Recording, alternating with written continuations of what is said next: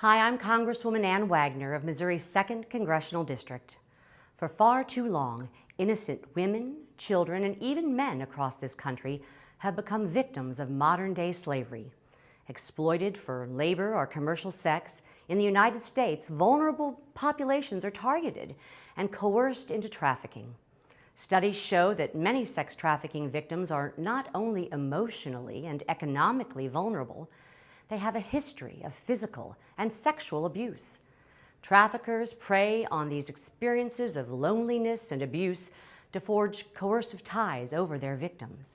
And while we like to believe that these traffickers aren't in our own neighborhoods, the greater St. Louis metropolitan region has sadly been identified as one of the top 20 areas for human trafficking in the country.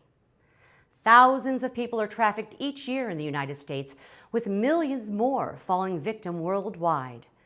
Through technology, human trafficking is moving from the streets to the internet, making it more accessible and more insidious. Sex trafficking transactions are increasingly made through online sites and advertisements. Now, predators can browse websites and order up children as easily as ordering up a pepperoni pizza. As a mother, a sister, and as a lawmaker, it is my duty to raise awareness and to work to eradicate this horrific practice that generates nearly $100 billion for criminals annually in the United States and beyond.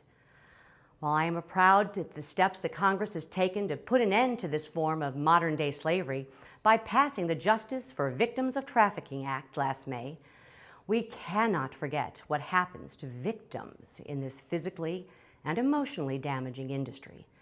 Victims of trafficking are oftentimes forced to engage in many kinds of activities for the benefit of their traffickers.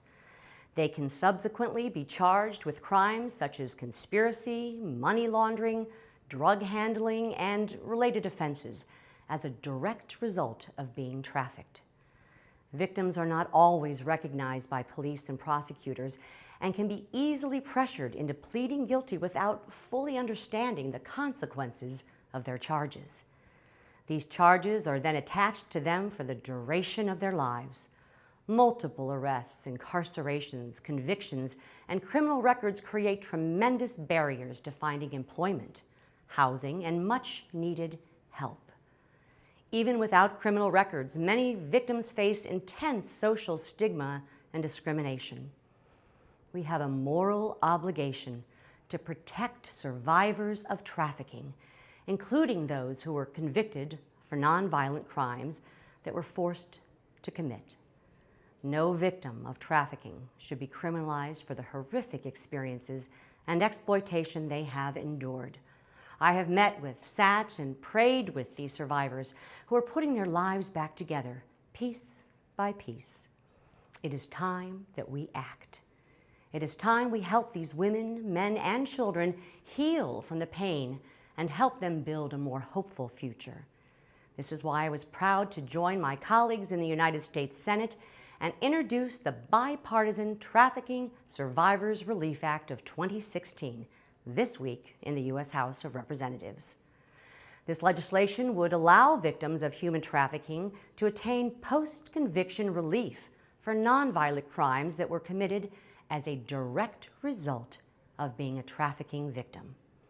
This relief will help victims obtain clean records that will enhance their ability to find well-paying jobs, further their education, and apply for loans, setting them on a course toward a successful future.